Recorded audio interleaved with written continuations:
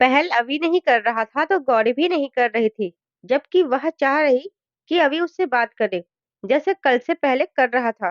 पर शायद उससे पहले अभी को ऐसा अनुभव नहीं था। वह बिल्कुल चुप सा हो गया। गौरी की तरफ देखता भी कम ही है। उसके कोरे मन में गौरी के लिए प्यार पनपा है, जो उसमें रोमानियत जगा रही थी, जिसमें उसका कोई दोस्त भी नहीं था।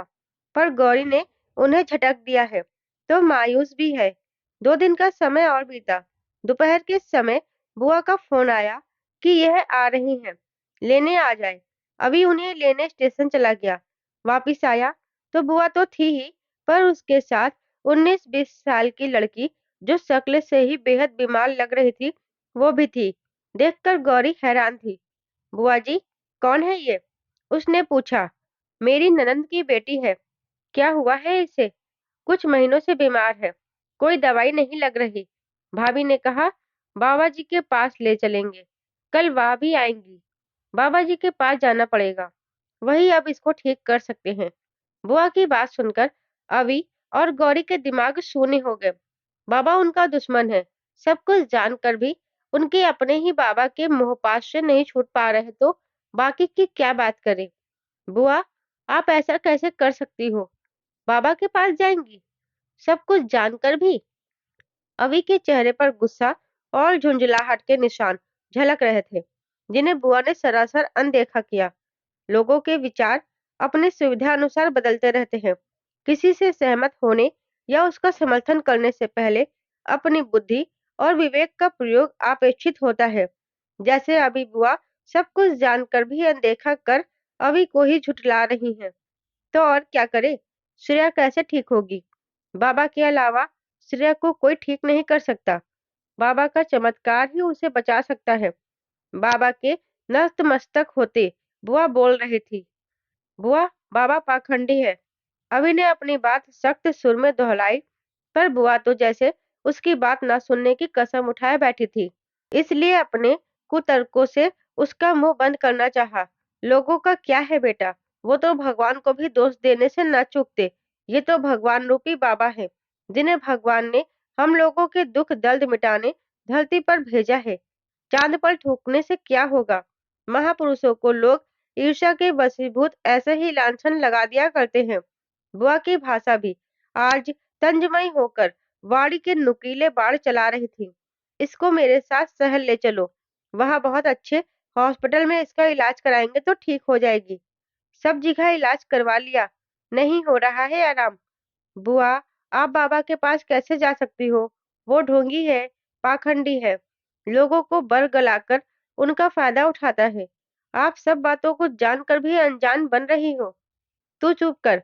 बड़ा आया बाबा जी के खिलाफ बोलने वाला। बुआ ने उसे झिड़की दी। आप वहां नहीं जाओगी। अवि ने अपना रुख स्पष्ट करना चाहा। हम जाएंगे। बुआ ने उसके इनकार पर अपनी जिद की मुहर लगा दी, उसका मुंह बंद कर दिया। अवि ने बुआ को काफी समझाना चाहा, पर बुआ ने नहीं मानना था, तो नहीं मानी। रात का खाना खाना हुआ। बुआ और वो लड़की जिसका नाम श्रेया था, गौरी वाले कमरे में सोने चले गए। गौरी भी किचन का काम निपटा कर सोने आई तो अभी लेट तो गया था, पर अभी वो सोया नहीं था। गौरी को श्रेया का सोचकर बुरा लग रहा था। उसे अपने साथ घटित वो सब दृश्य याद आने लगे। उसके साथ तो अंकुर था, पर श्रेया को अकेला नहीं भेज सकते। इस बारे में अभी से बात करनी पड़ेगी। अभी की तरफ देखा, वह मुंह फेर कर लेटा हुआ था। सुनिए, वह बिल्कुल धीमे सुर से बोली। अभी के कानों में उसकी मीठी आवाज पड़ी। ना चाहते हुए भी पलट गया और उसकी तरफ देखने लगा। वो वो श्रेया। गौरी ने उसकी तरफ देखा, नजरें मिला बोलने की कोशिश की, पर बात भी पूरी नहीं कर पाई, अधूरी छोड़ दी। क्या श्रेया? श्रेया को अकेला नहीं भेजना। वो बाबा। तो मैं क्या कर सकता हूँ? कोशिश की बुआ को समझाने की, मान नहीं रही। तो जाने दे अकेले। मैं जाऊं क्या साथ में? मैं वहां गया तो बाबा का काम तमाम हुआ, समझो। इसलिए मैं नहीं जाऊंगा। अभी ने उसकी बात नकारते हुए कहा। पर श्रेया, गौरी हार मानने को तैयार नहीं थी। मैं क्या करूं? मेरी कौन सा कोई सुनता है? मेरी पत्नी ही मुझे पति मानने को तैयार नहीं, तो कोई और क्या सुनेगा? बुआ भी नहीं सुन रही। सो जाओ आप, मुझे नींद आ रही है। उसने रूखा सा जवाब दिया तो गौरी मायूस होकर लेट गई। अब तो अभी उसे ढंग से बात भी नहीं कर रहा। वो भी नाराज हो गया है। पर श्रेया के साथ भी वही सब दोहराया जाएगा जो उसके साथ निशी या अन्य लड़कियों के साथ होता है। उसने अभी की तरफ देखा, जिसने बीच में तकिया लगा दिया ताकि वह इस तरफ न आए। वह भी लेट गई। अगले दिन अभी सुबह के समय जल्दी ही उठ गया। किचन में जाकर अपनी डाइट ली। अभी उठ गया है, गौरी को पता चला तो वह भी उठकर बाहर आ गई। उसे जाता देख गौरी ने उसकी तरफ सवालिया नजरों से देखा। अखाड़े जा रहा हूँ, उसका मतलब समझकर वह बोला और किचन से बाहर निकलकर अपने जूते ले आया और पहनने लगा। क्या? पर क्यों? गौरी को समझ नहीं आया। वह तो आजकल प्रैक्टिस भी नहीं कर रहा था। फिर अचानक काफी दिन से प्रैक्टिस नहीं की है। ज्यादा दिन प्रैक्टिस नहीं रोक सकता। शरीर को आराम की आदत हो जाती है तो समस्या होती है। इसलिए जा रहा हूँ। 11 बजे तक आ जाऊंगा। मेरे लिए भी नाश्ता बना देना। आकर कर लूंगा। वो बुआ श्रेया। क्या? बुआ श्रेया को ले जाएगी? जाने दो, जिसे जहां जाना है, कहकर वह गुस्से में दनदनाता बाहर चला गया। अभी कुछ गौरी की वजह से नाराज था, कुछ बुआ द्वारा बाबा के पास जाने से। यह रहा तो दिमाग खराब होता रहेगा। तो अखाड़े चला गया। वहां जाने से ध्यान नहीं भटकता। सब लोगों ने अभी नाश्ता ही किया था कि बुआ की नंद जी भी पहुंच गई। उन्होंने भी नाश्ता किया और अब वे श्रेया को लेकर जाने लगे। गौरी ने अपनी तरफ से कोशिश की पर किसी ने नहीं सुनी। वे लोग चले गए। उनके जाने के बाद तो उसे बहुत बेचैनी हो रही थी। 11 बजे अभी आया, पसीने से तरबतर। वह उसके लिए तौलिया ले आई, बिना बोले पानी भी ले आई। अभी एक तरफ बिछी कुर्सी पर बैठ गया। टी शर्ट उतारकर शरीर का पसीना साफ किया, पानी पिया। गौरी को बेचैनी घेरे हुए थी। उसके सामने आकर खड़ी हो गई। उसे अपने सामने देख चौंका। ऐसे क्यों खड़ी हो? जाओ यहाँ से। वो वो श्रेया। गौरी जाने के बजाय उससे बोली। अरे कितनी बार बोला, उसके बारे में सोचना छोड़ दो। बुआ वही करेगी जो उनका मन करेगा। हमारे बोलने से उन पर कुछ असर नहीं होगा, उल्टा अपना दिमाग खराब होगा। इसलिए तुम भी अपना काम करो। मैं नहाकर आ रहा हूँ, मेरा नाश्ता लगा दो। आप वहां जाओ। गौरी ने हिम्मत जुटा मजबूती से बोला तो अभी उसे गौर से देखने लगा। आज तो गूंगी भी बोलने लगी। मैं वहां गया तो पता नहीं क्या हो जाएगा। उस मासूम लड़की को उस बाबा के भरोसे छोड़ दे। उसने भी निशी जैसे, कहकर उसकी आंखों से आंसू टपक पड़े तो अभी के तेवर थोड़े नरम हुए। समझ गया था कि वह घबरा सी गई है। पुलिस केस के बाद बाबा अब थोड़ा सुधर गया है। बाकी शाम को पूछ लेंगे श्रेया से क्या हुआ है वहां। अगर उसके साथ वह सब दोहराया तो बाबा को मुझसे कोई नहीं बचा सकता। आप जाओ प्लीज, गौरी विनती करती है, जिसे नकारना अभी के लिए मुश्किल हो गया। जा रहा हूँ, रोना बंद करो। कितना रोती हो? वह उठकर बाहर जाने लगा। जैसे ही गेट पर पहुंचा, बुआ वापस आ गई तो वह वापस मुड़ गया। वही गौरी की नजरें तो श्रेया के चेहरे पर ही लगी थी, जो पहले से ठीक लग रही थी। बुआ उसे अंदर ले आई। उनके जाते ही गौरी की सवालिया नजरें उस पर टिकी थी। श्रेया। जी भाभी। क्या हुआ वहां? बुआ भी तुम्हारे साथ थी? जी। क्या? हाँ, मैं तब अकेले चल नहीं पा रही थी। फिर क्या हुआ? फिर बाबा जी ने हम तीनों को बैठाया, मुझे जल पीने को दिया और उसके बाद मुझे अच्छा लगने लगा। तुम बेहोश नहीं हुई? नहीं भाभी, बिल्कुल उसके बाद जैसे शरीर में नई जान आ गई है। बाबा जी कुछ उपाय बताए हैं, वो करने के बाद 2 दिन बाद फिर जाना पड़ेगा। श्रेया जो बता रही थी उसे सच न मानने ऐसा कोई कारण नहीं था। अच्छा? उसके मुंह से निकला। हाँ। गौरी ने गौर किया। श्रेया वाकई में पहले से ठीक लग रही थी और बाबा ने उसे अकेले भी नहीं बुलाया। क्या सच में बाबा बदल गया या डर गया, या ये भी उसका कोई परपंच है? वह आश्चर्य में थी। कहीं बाबा अब सावधानी बरतने लगा हो, इसलिए तीनों को बुलाया। पर श्रेया पहले से बेहतर कैसे लग रही है। ना जाने बाबा उस पानी में क्या मिलाकर देता है जो लोग अपना दुख दर्द भूल जाते हैं। थोड़ी देर बाद श्रेया के पास बैठी रही। उसके बाद उठकर आई और अपने काम पर लग गई। शाम के समय अभी घर आया। वह चाची और बुआ से नाराज है, उनसे ज्यादा बात नहीं करता और आकर बाबूजी के पास बैठ गया। बाबूजी भी बाबा के पास जाने के लिए उन दोनों को लताड़ते हैं, पर उन दोनों पर कोई असर न होता देख वे भी चुप बैठने के कुछ और नहीं कर पा रहे। पापा, मैं परसों शहर जाऊंगा, अभी उनसे बोला। क्यों? एनर्जी ड्रिंक की एक ऐड करनी है, तो उसकी शूटिंग होगी। जाना है तो बहू को भी साथ ले जा, घूम आएगी। अभी फिलहाल तेरी बुआ चाची यही है तो घर की चिंता भी नहीं रहेगी। नहीं पापा, वो वहाँ क्या करेगी? मैं वहाँ शूटिंग में बिजी रहूंगा, बोर हो जाएगी। अभी ने इनकार किया। खाने के बाद वह कमरे में आया और बेड में बैठ गया। गौरी को उसे श्रेया के बारे में बात करनी थी, तो वह भी काम निपटा कर थोड़ा जल्दी कमरे में आ गई ताकि वह तब तक सो न जाए। पर अभी उसको पूरी तरह इग्नोर किए हुए था। उसके आने के बाद भी उसने उसकी तरफ नहीं देखा। वह आकर शीशे के आगे खड़ी होकर अपने जूड़े को खोलकर बाल सेट करती है और चुपके से अभी की तरफ देखती है, पर उसने उसकी तरफ देखा भी नहीं। जब उसने उसे इग्नोर किया तो थोड़ी देर बाद वह चलती हुई बेड में ही आ गई, पर उसके आते ही उसे अनदेखा कर अभी लेट गया, मानो वह यहाँ है ही नहीं। सुनिए, गौरी हौले से पुकारती है। हाँ बोलो, वह थोड़ा तीखे स्वर में बोला तो गौरी सहम सी गई। वो श्रेया? क्या श्रेया? वह उसकी तरफ पलटा और नजरें उसके चेहरे पर जमाई तो गौरी ने डर के मारे थूक गटका। बोलो, अब जुबान पर क्यों ब्रेक लगा दिया? पहले ही अटक अटक कर चलती है।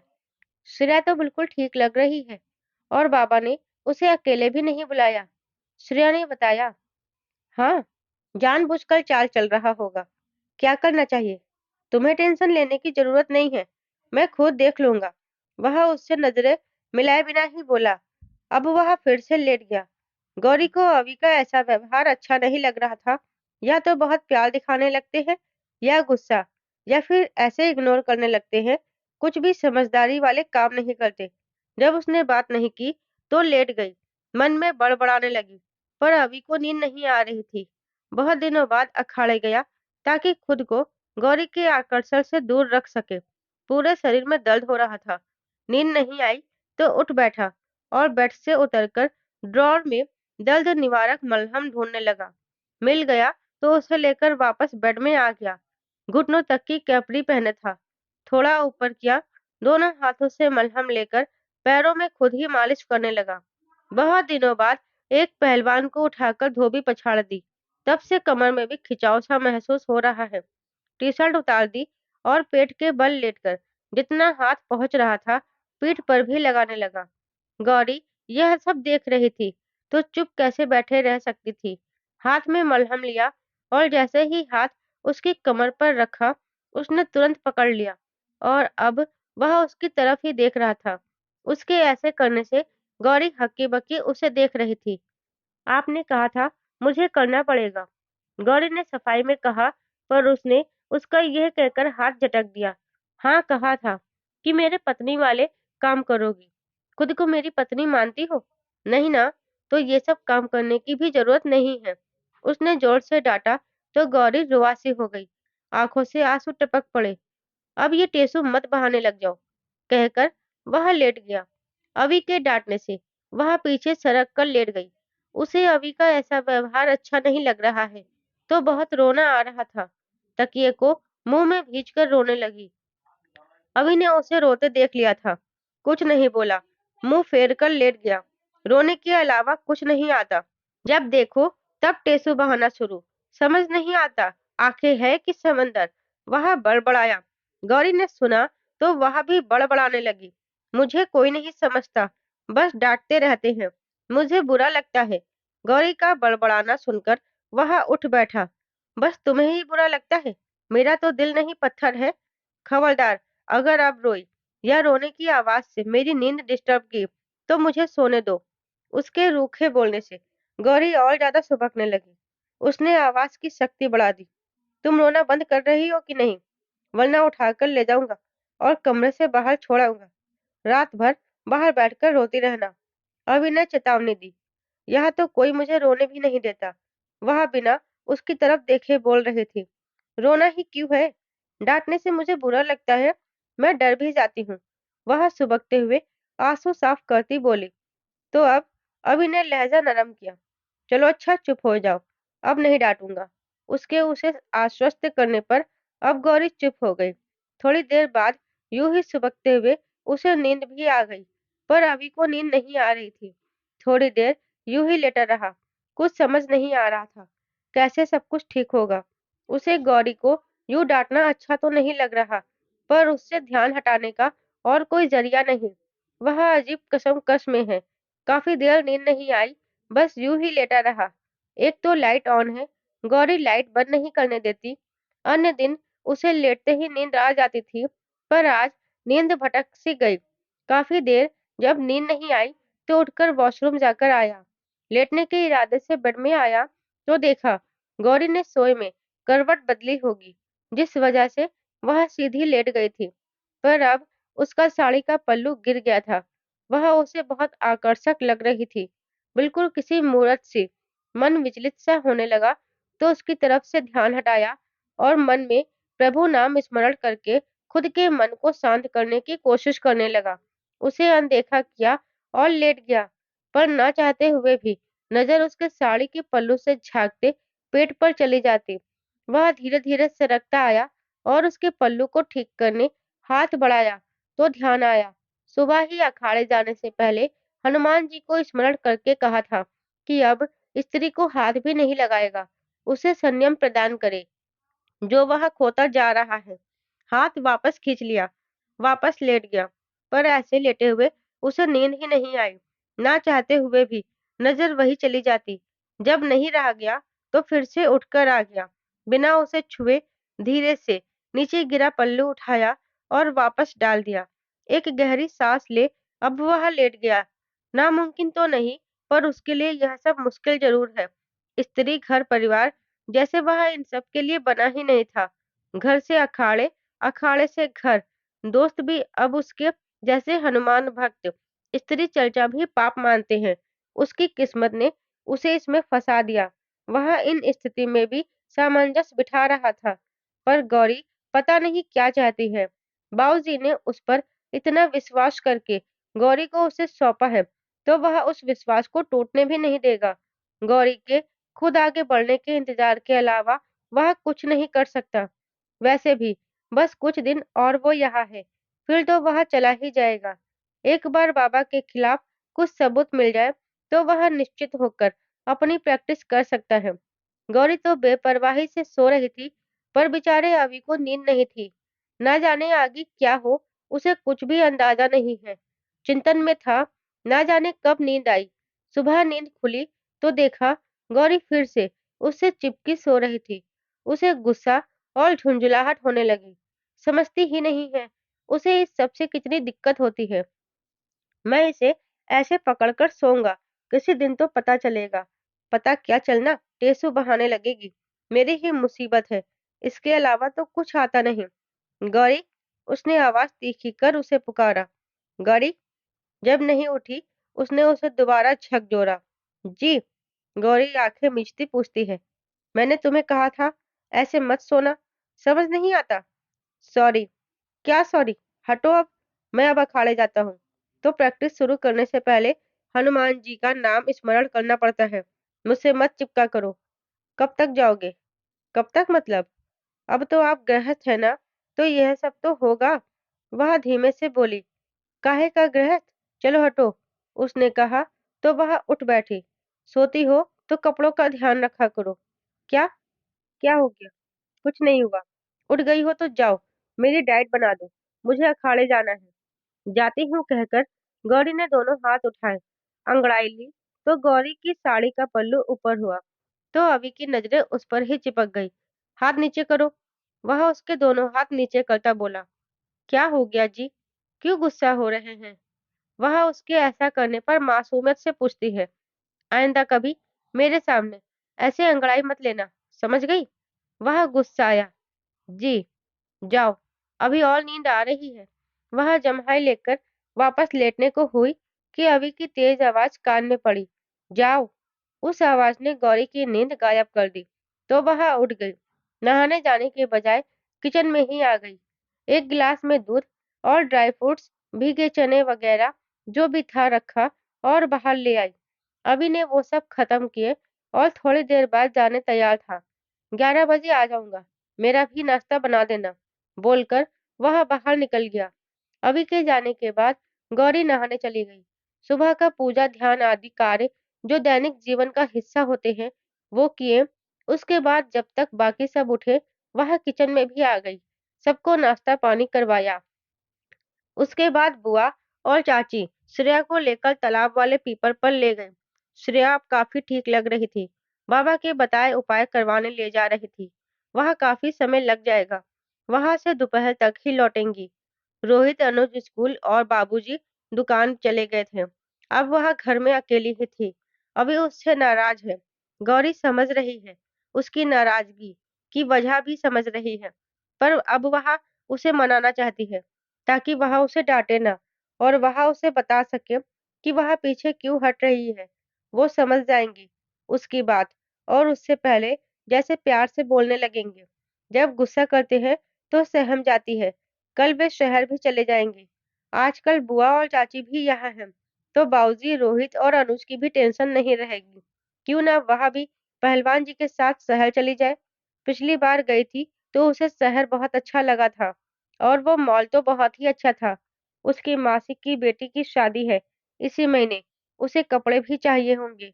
और अब यह पहलवान जी से कहकर अपने लिए कुछ अच्छी और महंगी वाली साड़ियां भी शहर से ही ले आएगी और साथ में रहेंगे।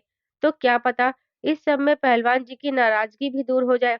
उसने प्यार से बात करनी पड़ेगी। उसके होठों पर मुस्कान आ गई। वह हल्के आसमानी रंग की प्लेन साड़ी पहनी हुई थी। शीशे के सामने खड़ी होकर खुद को देखने लगी। कुछ कमी थी होठों पर। गहरे रंग की लिपस्टिक लगाई, हल्का सा मेकअप किया और अभी के आने का इंतजार करने लगी। जैसे ही अभी ने दरवाजा खटखटाया, वह जल्दी से दरवाजे पर आ गई। आ गए आप? उसके मुंह से अपने आप ही निकल गया। तो अभी उसे गौर से देखने लगा कि अन्य दिन तो बोलती नहीं थी। उसके ऐसे देखने से वह शर्मा गई। जल्दी जल्दी किचन में आई और पानी का गिलास लेकर उसे थमाया और उसका तौलिया उठा लाई। अभी ने शर्ट उतारकर कुर्सी पर रखी और पैर फैलाए कुर्सी पर बैठ गया। उसने तौलिया लेने हाथ बढ़ाया। मैं मैं कर देती हूँ, गौरी ने दिल को मजबूत करके कहा। तो अभी ने उसे यूं घूरा मानो वह आठवां अजूबा देख रहा हो। अभी पानी पी रहा था। गले में पानी अटक गया। जोर की खांसी आ गई। तो गौरी उसकी गर्दन पर थपकी देने लगी। तो वह उसे गौर से देखने लगा। तबीयत ठीक है तुम्हारी? उसने एक एक शब्द पर जोर देते हुए कहा और उसे आश्चर्य से देखने लगा। हाँ जी, मैं कर देती हूँ, कहकर वह तौलिया दोनों हाथों में लेकर उसका पसीने से तरबतर मिट्टी से सना कमर को पीछे से पोंछने लगी। अभी तो मानो जमीन पर था ही नहीं। उसे यकीन नहीं हो रहा था कि गौरी यह सब अपनी मर्जी से कर रही थी। उसे अच्छा तो लग रहा था, पर वह उससे नाराज है। उसे ऐसा करने से मना करना चाहता था, पर कर नहीं पाया। वही गौरी पूरी तन्मयता से उसका पसीना साफ कर रही थी। कमर पर साफ हो गया। अब वह उसके ठीक सामने थी। थोड़ी झुकी और उसके सीने पर उतर आए पसीने को पोंछने लगी। ऐसा करते हुए उसका चेहरा अभी के बिल्कुल सामने था। गौरी की महक उसे बेचैन करने लगी। वह आंखें मूंद देता है। मन में अजीब सी संतुष्टि का भाव आ रहा था। हो गया है, नहा लीजिए, मैं आपका नाश्ता लगा देती हूँ। गौरी की आवाज कान में पड़ी तो आंखें खोल दी। देखा तो वह तौलिया हाथ में उठाए ले गई। वह अपने कानों को बजाने लगा। यकीन नहीं हो रहा था गौरी उससे बोल रही थी। उसका मुंह खुला का खुला था। पर गौरी तौलिया रखकर किचन में चली गई। अभी अभी भी हक्का बक्का बैठा था। खुद को जोर की चिकोटी काटी। ये सच है कि सपना? नहीं, सच ही था। थोड़ी देर बाद वह नहाकर आया तो गौरी उसके लिए नाश्ता ले आई। गौरी उससे शहर जाने के बारे में बात करना चाह रही थी, पर कर नहीं पाई। उसने नाश्ता किया और वह कमरे में चला गया। तो थोड़ी देर बाद गौरी भी आ गई। शीशे के आगे खड़ी हो गई। अभी ने उसे देखा पर इग्नोर किया। अब वह चलती आई और अलमारी खोल दी। साड़ियां निकालकर बाहर रख दी। अभी को समझ नहीं आया इतनी देर से अलमारी में क्यों घुसी हुई है और ये सब साड़ियाँ बाहर क्यों रख दी। जब काफ़ी देर तक यही करती रही, तो रहा नहीं गया। क्या कर रही हो? वह इतनी देर से, और ये सब साड़ियाँ क्यों निकाल दी? वो वो मुझे नई-नई साड़ियाँ चाहिए, बोलकर वह उसे देखने लगी। क्या? हाँ, वो मेरी मासी की बेटी की शादी है, वह धीमे से बोली। ठीक है, 1-2 दिन बाद मार्केट चलेंगे, वहाँ से ले आएंगे। वह अलमारी बंद करती है। मार्केट से नहीं चाहिए। तो फिर? अभी ने आश्चर्य से उसकी तरफ देखा। शहर से। क्या? जब हम पहले गए थे सुपरमार्केट में, वहीं से अच्छी वाली। यह अच्छी नहीं मिलती। साड़ी लेने शहर जाओगी? हाँ, कल आपके साथ। मेरे साथ जाओगी? अभी ने दोहराया। हाँ। गौरी के होठों पर मुस्कान आ गई, जिसे देख अभी पूरी तरह कंफ्यूज है कि आज गौरी को हुआ क्या है। नहीं, उसने इनकार किया। नहीं बोला ना, मार्केट से ही ले आना। अभी ने इनकार किया तो गौरी मायूस होकर बाहर चली गई और घर के बचे काम निपटाने लगी। उसके बाद बाथरूम में कपड़े धोने लगी। इतने में अभी बाहर चला गया। वह भी कपड़े धोकर छत पर ले आई। तभी नजर प्रीति पर पड़ी, जो अपने घर से बाहर निकली। अभी उसका इंतजार कर रहा था। दोनों बात करने लगी। गौरी को अच्छा तो नहीं लगा, पर वह वजह समझने की कोशिश कर रही थी कि पहलवान जी प्रीति से क्या बात कर रहे होंगे। कुछ दिन से प्रीति अब उनके घर भी नहीं आ रही थी, इसलिए ही मिलने आई होगी। तभी उसकी नजर चाची, बुआ और श्रेया पर पड़ी, तो छत से उतरकर नीचे आ गई। वह अभी के आने का इंतजार कर रही थी, पर वह काफी देर हो गई। नहीं आया तो बेचैनी होने लगी। खुद ही बुलाने का सोचती है। बाहर आई, पर अब वह दोनों वहां थे ही नहीं। अभी आया तो लगभग 2 घंटे बाद। गौरी उससे पूछना चाहती थी कि वह प्रीति से क्या बात कर रहा था, पर वह नहीं पूछ पाई। मेरे कपड़ों की पैकिंग कर देना, शायद मुझे वहां 1-2 दिन रुकना भी पड़े। रात के समय अभी गौरी से बोला, मैं भी आऊं? तुम क्या करोगी? वह बोर हो जाओगी, फिर कभी चल पड़ना। अभी के बोलने से वह मायूस हो गई। पहली बार तो उसने अपने मन से अभी से कुछ इच्छा जताई और उसने नकार दिया। उसे बहुत बुरा लग रहा था, पर वह कर भी क्या सकती है। सुबह के समय अभी तैयार हुआ और शहर जाने लगा। उसने गाड़ी बाहर निकाली तो गौरी भी बाहर आ गई। अभी ने गाड़ी स्टार्ट की और आगे बढ़ा दी। गौरी अंदर जाने मुड़ने लगी कि गौरी को गाड़ी की रुकने की आवाज सुनाई दी। उस तरफ देखा तो हैरानी से उसे जकड़ लिया। प्रीति उसका इंतजार कर रही थी। उसने दरवाजा खोला और वह भी उसके साथ गाड़ी में बैठ गई। गाड़ी स्टार्ट हुई, जो धीरे धीरे आंखों से ओझल हो गई। प्रीति ही वजह है क्या कि पहलवान जी ने उसे ले जाने से इनकार किया। लगा धरती घूमने लगी है। खड़ा नहीं रह गया, अंदर आकर कुर्सी में बैठ गई। भाभी, मेरा भी नाश्ता लगा दो, लेट हो रहा है। रोहित की आवाज कानों में पड़ी, पर उसमें हिम्मत नहीं थी उठने की। भाभी। जब काफी देर गौरी यूं ही मूरत बनी बैठी रही, तो रोहित ने सुर ऊंचा किया, जैसे किसी गहरे कुएं से उसे वो आवाज बाहर निकाल लाई हो। बेजान वस्तु सी शरीर को घसीटती किचन में ले आई। थाली में पराठा तो रख दिया, सब्जी भी उसी के बीच में डाल दी। ऐसे ही उठाकर बाहर ले आई। देखा तो रोहित की आंखें आश्चर्य से तनिक बड़ी हो गई। भाभी, क्या बात हो गई? क्या है ये? उसकी आवाज ने झकझोरा, तो देखा क्या कर दिया। सॉरी, बुरी तरह छिप गई। वापस गई, उसके लिए दूसरी प्लेट में नाश्ता ले आई। आपकी तबीयत ठीक है? रोहित ने उसकी हालत का अंदाजा लगाते हुए पूछा। हाँ, मैं ठीक हूँ। बोझिल सी आवाज में उसे टालकर वह किचन में चली गई और वापस अपने काम पर लग गई। रोहित स्कूल चला गया। बाबूजी दुकान। बुआ सुबह ही श्रेया को लेकर तालाब पर स्नान कराने ले गई थी। वहां से अभी तक लौटी नहीं। वहां से लौटेगी तो आज फिर से बाबा के पास जाना पड़ेगा। उसका भी आज काम में मन नहीं लगा। पहलवान जी के साथ प्रिया वाले दृश्य ने जिस्म की ताकत सोख कर रख दी है। वह बिछी खाट पर बैठ गई। वह ऐसे कभी नहीं बैठती। शरीर कितना ही थका हो, आज कुछ ज्यादा ही थकान महसूस हो रही थी। जब भी वह पहलवान जी की कोई बात नहीं मानती या खुद से दूर करती है, तो उसके साथ डांट डपट करने लगते हैं। ये भी समझ आता है कि उनका स्वभाव ऐसा है, पर वो प्रीति के पास क्यों चले जाते हैं? वो तो उनके स्वभाव के अनुरूप नहीं। शायद मुझे ये जताने की यदि मैंने उनकी बात न मानी, तो उनके पास प्रीति के पास जाने का विकल्प मौजूद है, या मुझे ये जताने की कि मेरी वजह से उनकी जिंदगी खराब हुई और एक विधवा से शादी करनी पड़ी, जो उनको खुश भी नहीं रख पाती। इसके अलावा क्या वजह हो सकती है प्रीति को अपने साथ शहर ले जाने की? यदि मन में पाप न था, तो मुझसे छिपाया क्यों? मैंने साथ चलने कहा, तो साफ मना कर दिया और प्रीति को ले गए। यह भी संभव है कि पहलवान जी भी प्रीति से प्यार करते रहे हों। प्रीति जिस वादे की बात करती है, उन्होंने सच में वादा किया हो, जो मेरी वजह से टूट गया। यह कड़वा ख्याल अंदर गटका तो मन को कसेला कर गया। प्रीति भी तो उनसे बचपन से प्यार करती है। यह सब होने के बाद भी उसका प्यार कम नहीं हुआ। वह उन्हें खुश भी रखेगी और उनके जीवन में 7 सुरों से सस्ता संगीत भी बजा सकती है, जो शायद मैं ना कर पाऊँ।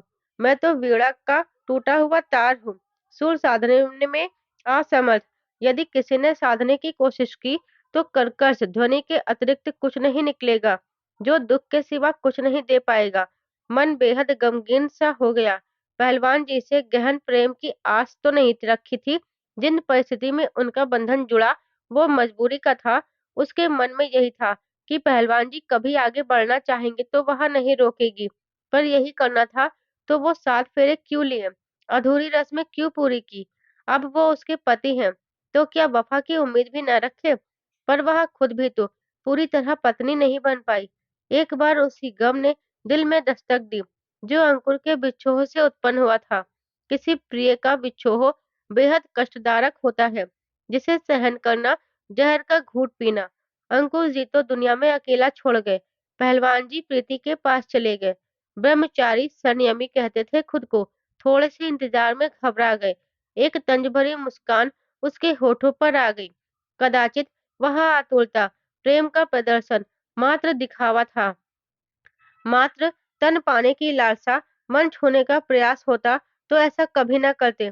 माना समझ नहीं इन बातों की, पर इतनी भी नहीं कि मुझे उस दर्द से तो निकलने देते जिसमें डूबी हुई थी।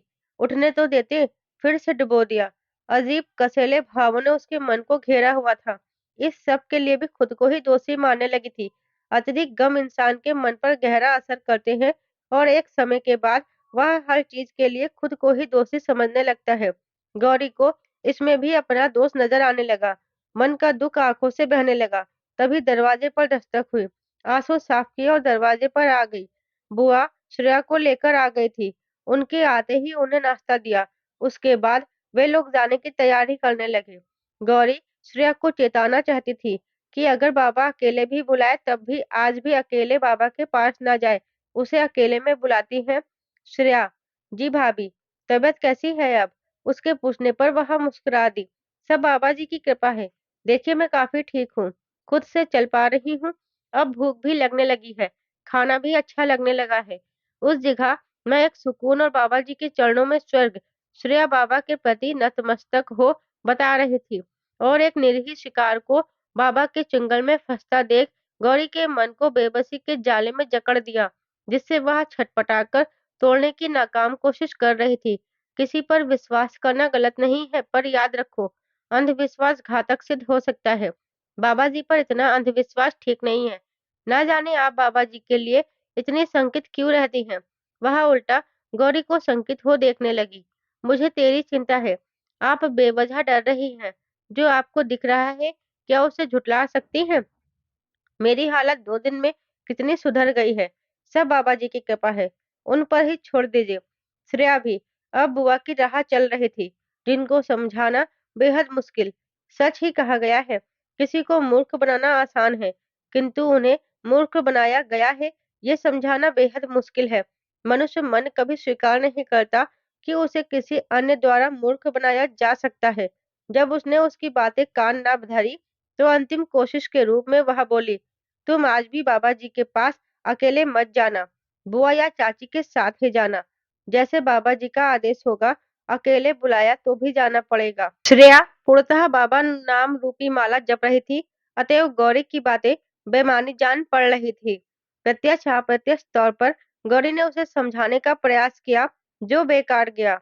अंधे को खाई में कूदने से पहले चेताकर कूदने से रोका जा सकता है, किंतु जो आंखें होकर भी खुद कूदने को आतुर हो, उसे रोकना बेहद कठिन। कुछ देर बाद वे तीनों चली गई। उनके जाने के बाद उसने दोपहर का खाना बनाया। रोहित स्कूल से आया, उसे खाना दिया। उसके बाद वह बाबूजी का खाना लेकर चला गया। बुआ और चाची का कुछ पता नहीं था। कब आएगी? मन उचाट सा था। बेमन से दो निवाले मुंह में डाले। अभी वह किचन में ही थी कि बुआ और चाची लौट आई। श्रेया को उनके साथ न देखकर उसका दिल बैठ गया। श्रेया कहाँ है? बेतहासा मुंह से निकला। वह कुछ समय वहीं रहना चाहती थी तो हमने भी रहने दिया। वहाँ की आबोहवा में ही सुकून और दैवीय शक्ति है कि गूंगा भी बोल पड़े। बुआ सिर पर पल्लू एक हाथ से सिर पर सरकाती सदन की महिमा गान करती बोली। बोलते हुए उनके चेहरे पर एक अलग प्रकार का भक्ति भाव था जो देखना गौरी को अच्छा नहीं लगा। एक इंसान को भगवान का दर्जा देना कभी भी तर्कसंगत नहीं हो सकता। गूंगा बोल पड़े संभव है, पर जो आंखें होकर भी सच देखने में असमर्थ हो, उसे दुनिया की कोई ताकत सच का धरातल नहीं दिखा पाएगा। आप उसे वहां अकेले कैसे छोड़ सकती हैं? गौरी ने सुर तनिक रूखा किया। चिंता ना कर, शाम तक वापस आ जाएगी। गुस्सा छोड़, ऐसा कर तू हमारा खाना लगा दे। बुआ बोली। ये लोग ऐसा कैसे कर सकती हैं? उसे उन पर बहुत गुस्सा आ रहा था, पर गुस्साने के अलावा कुछ कर नहीं पाई। दोनों ने खाना खाया और आराम करने के इरादे से लेट गई। गौरी पहले ही अभी की वजह से परेशान थी। अब श्रेया की चिंता ने दिल को काले बादलों सा घेर लिया। वो हकीकत जानकर भी कुछ न कर पाने की बेबसी से छटपटा गई। वही छटपटाहट उसे अवि और प्रीति को साथ देखकर भी हो रही थी। सब कुछ जानकर भी कुछ न कर पाने की बेबसी बेहद कसमकशाहट में भर देती है। श्रेया का मामला फिर भी दूसरी तरह का है, पर अभी अभी कोई नादान बच्चा नहीं। अगर प्रीति साथ गई है तो सोच समझ कर ही। अब तक बात प्रीति की तरफ से एक तरफा थी। पहलवान जी उसे दो तरफा कर उसे बढ़ावा दे रहे हैं। वो भी कब तक उन्हें रोक सकती है? जब वह खुद जाना चाहे तो वो उन्हें कोई सुख भी तो नहीं दे पा रही है। पीठ पीछे ऐसा करने से अच्छा वे उससे सीधी बात कर लेते कि पत्नी सुख नहीं दोगी तो वे अन्य विकल्प पर सोचेंगे। मन नकारात्मक भावों से भरने लगा। अच्छा ही हुआ कि उसके आगे बढ़ने से पहले पहलवान जी की सच्चाई सामने आ गई। वह तो कोशिश कर रही थी उनकी पत्नी बनने की, पर अब दूसरी औरत बनने से अच्छा वह ऐसे ही अच्छी है। विवाह तो रीति रिवाज से उसके साथ भी हुआ है। दूसरी मैं नहीं प्रीति होगी। मैं ही उनकी पहली पत्नी हूँ, जिसको वो चाहकर भी नकार नहीं सकते। पर जबरदस्ती अधिकार मांगना वो भी पत्नी का क्या ठीक है? नहीं, वो ऐसा नहीं करेगी। अगर पहलवान जी ने यह स्वीकार किया कि वे प्रीति से प्यार करते हैं, तो वह उनके बीच में नहीं आएगी। ऐसे में वो कभी खुश नहीं रह पाएंगे। इस घर में रहने का अधिकार चाहिए था, वो मिल गया है। उनकी खुशियों में बाधा नहीं बनूंगी। यह निर्णय उसका पहले से ही था। अचानक उसके चेहरे पर दृढ़ता के भाव आ गए। वह अब वहां उठकर अपने काम में लग गई। धीरे धीरे दिन का सूरज क्षितिज में ढलने लगा तो संध्या प्यारी अपने प्रिय रात्रि से मिलने को उत्सुक थी। गोधूलि की ये बेला निराली होती है। मनुष्य हो या पशु पक्षी, सभी अपने निड़ की तरफ लौटने लगते हैं। बाबूजी के आने का भी समय हो गया। अंधेरा घिर गया, पर श्रेया न लौटी। चिंतन में गौरी का गला सूखने लगा। पर दोनों बुआ चाची तो अपनी कभी न खत्म होने वाली बातों और चुगली की पोटली को खाली करने में व्यस्त थी। इतिहास गवाह है कि यह पोटली कभी खाली नहीं होती। किस रिश्तेदार की बेटी ने भागकर शादी कर ली है, किसका बेटा दूसरे जात की बहू ले आया, कौन बेरोजगार बैठा है, सबकी कुंडलियां खुल चुकी हैं। बाकी जो बचे हैं खुल रहे हैं। ये लोग न्यूज रिपोर्टर की तरह अपना काम पूरी मुस्तैदी से करती हैं और बदले में निंदा रस का आनंद उठाती है, जिसमें अभी भी डूबी थी। आखिर गौरी से रहा नहीं गया। बुआ जी, श्रेया अभी तक वापस नहीं आई। आप ऐसे कैसे चैन से बैठे हैं? उसने सदन के फोन से फोन किया था कि आज वही रुकेगी। क्या? गौरी ने जैसे अनहोनी सुन ली। उन लोगों की बेपरवाही पर हैरान थी। आप ऐसे कैसे कर सकती हैं? वह उसे अकेला छोड़ दिया। देख बहू, माना कि तुझे उसकी चिंता है, पर इतना भी मत बोल। हमें भी उसकी चिंता है।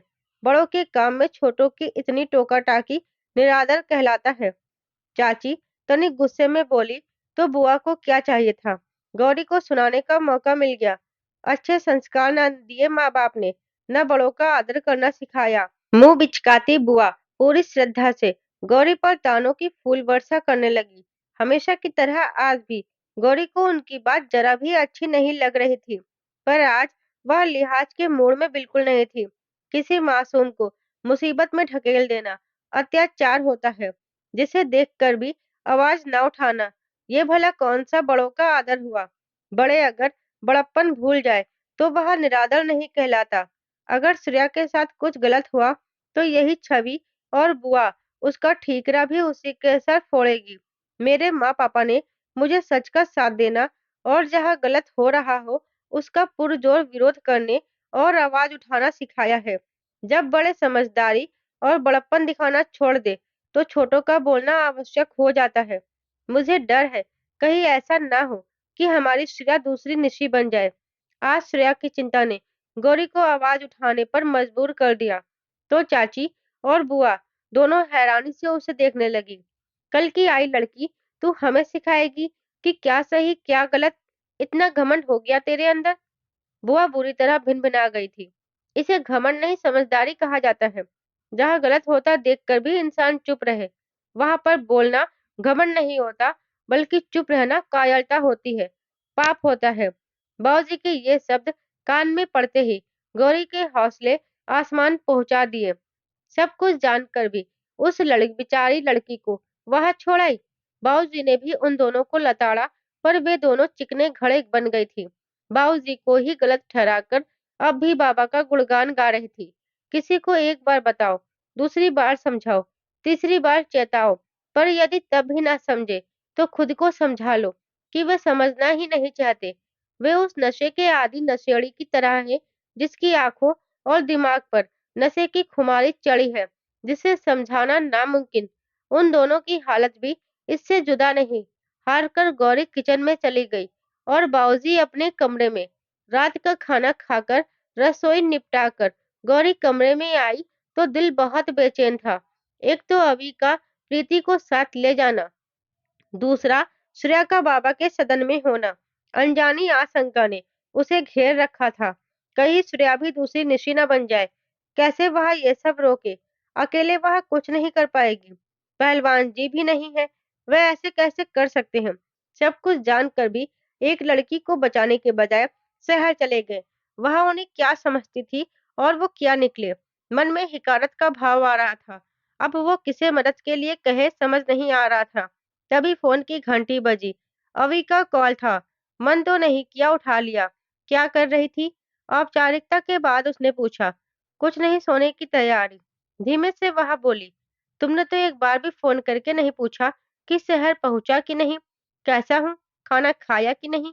अभी उससे नॉर्मल बात कर रहा था। मेरे पूछने से कोई फर्क पड़ने वाला है क्या? गौरी ने रूखा सा जवाब दिया। क्या बात हो गई? आज ये कैसे बोल रही हो? गौरी, जिसकी आवाज मुश्किल से निकलती थी, उसे ऐसा बोलता सुन अभी आश्चर्य में था। नहीं तो? तुम्हें कुछ चाहिए? शहर से तो बोल दो, मैं आते हुए ले आऊंगा। नहीं, कुछ नहीं चाहिए, मुझे नींद आ रही है, कहकर वह उसकी बात सुने बिना ही कॉल काट देती है। आज रोना नहीं आ रहा था, गुस्सा आ रहा था, नियति के उसके साथ किए मजाक से। न वह अंकुर की विधवा रही और न अभी की ब्याहता। चादर डालने की प्रथा के लिए इसलिए ही राजी नहीं थी, पर यह समाज अकेली औरत को उसकी मर्जी से जीने भी तो नहीं देता। अपनी बेबसी उसमें घुटन पैदा कर रही थी। अब वह चुप नहीं रह सकती। उसके साथ जो हुआ सो हुआ। वह श्रेया के साथ गलत नहीं होने देगी। उसे आश्रम से वापस लाने में प्रयास करेगी। पर इस सब में उसकी मदद कौन करेगा? अकेले तो वह यह नहीं कर पाएगी। वीडियो बाबू? हाँ, वीडियो बाबू मेरी मदद जरूर करेंगे श्रेया को वहां से वापस लाने में। कल सुबह उनसे ही मिलना पड़ेगा। पूरब दिशा से सूरज की पहली किरणों ने धरती को छूकर प्रकाशमान किया तो सूर्य देव के स्वागत में अलसाए फूलों ने पंखुड़ियां खोल उनका स्वागत किया। पक्षियों ने मधुर संगीत शुरू किया। पशु पक्षी के साथ मानवीय क्रियाएं भी शुरू हो गई। किसानों ने खेतों का रुख किया। औरतें घर के झाड़ू बुहार करने और पशुओं के काम में जुट गईं। ग्रामीण जीवन सादा व जीवन मूल्यों को अपने में समेटे हुए विलुप्त होती कुछ परंपराओं को अभी भी समाहित किए हुए चलता है। हर इंसान बेशक शहर में रहे या गांव में दिल में एक गांव जरूर बसाए रखता है, जहां वो सुकून व शांति की तलाश करता है, जो भाग-दौड़ भरे कंक्रीट के जंगलों की व्यस्तता भरी जीवन शैली में खो चुका होता है। शहरी जीवन में आरामदायक सुख सुविधाएं हैं, परंतु शांति नहीं।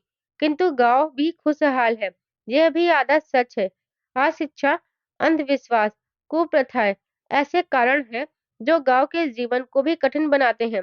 लोगों में जागरूकता की कमी, अशिक्षा, चिकित्सीय सुविधाओं की अपर्याप्तता की वजह से लोग अपने दुख, तकलीफ, बीमारी आदि में कोई आसान रास्ता ढूंढते हैं, जो उनके दुखों से उन्हें निजात दिलाकर सुकून के पल दे सके।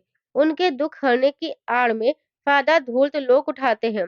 जैसे पांचों उंगलियां बराबर नहीं, वैसे सब लोग एक जैसे भी नहीं होते, पर अधिकतर मामलों में भुक्तभोगी भोले भाले लोग ही बनते हैं। गौरी भी हर रोज की तरह आज भी उठकर अपनी दिनचर्या में जुट जाती है। नाश्ता करने के बाद बाबूजी दुकान, रोहित अनुज स्कूल चले गए। बुआ और चाची ने भी नाश्ता कर लिया, पर दोनों आराम से चुगली पुराण पड़ रही थी। उनको तो जैसे श्रेया की कोई चिंता ही नहीं थी। ऐसी बेपरवाही गौरी में झुंझुलाहट पैदा कर रही थी। जब रहा नहीं गया तो बुआ और चाची से कहती है, आप श्रेया को वापस लाने क्यों नहीं जा रही हैं? आ जाएगी, सदन में ही तो है, क्यों इतना चिंता कर रही है? बुआ ने टेढ़ी नजर से उसे देखकर कहा, तो गौरी को गुस्सा आ गया। बुआ, आप जा रही हो कि मैं जाऊं? उनका टाल-मटोल भरा रवैया असहनीय था, जिसे देख वह दुखी मन से बोली, लिहाज तब तक ही शोभा देता है जब वह औपचारिकता हो। यहाँ एक लड़की की जिंदगी दांव पर लगी है। दोनों को कोई फर्क नहीं था। श्रेया को बुआ अपनी जिम्मेदारी पर लाई है और उसकी खबर तक नहीं कर रही है। ऐसे ही परिस्थिति के लिए ही कहावत बनी होगी, रोम जलता रहा, नेरो बांसुरी बजाता रहा। वह ये सब देख चुप नहीं रह सकती, आर पार के मूड में थी। आप जा रही हैं कि नहीं? उसने फिर से बोला। दोनों जिस निश्चिंतता से बैठी थी, उसने गौरी को हैरानी के निशान तल में डाला हुआ था। उसके बागी तेवर देख दोनों उठ गई। आजकल के बच्चों को बड़ों का भी लिहाज नहीं रहा।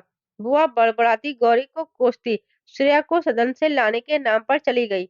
गौरी वीडियो बाबू से मिलकर भी इस बारे में बात करना चाह रही थी। यदि श्रेया उन दोनों के साथ लौट आए तब तो जरूरत नहीं पड़ेगी। यदि नहीं आई तो वह उनसे ही मदद मांगेंगी। उसके अतिरिक्त अन्य कोई विकल्प नहीं। घर के बाकी बचे काम निपटाकर दोपहर का भोजन बनाकर हटी ही थी कि दरवाजे पर दस्तक हुई। दरवाजा खोलकर दोनों चाची और बुआ थी, जो फिर से श्रेया को बिना लिए ही लौट आई थी। दोस्तों, आगे कहानी में क्या होता है, ये जानने के लिए हमारे चैनल पर बने रहें। चैनल पर नए हैं तो चैनल को सब्सक्राइब कर ले, साथ ही बेल आइकन को प्रेस करें, जिससे वीडियो की अगली अपडेट सबसे पहले आपको मिले।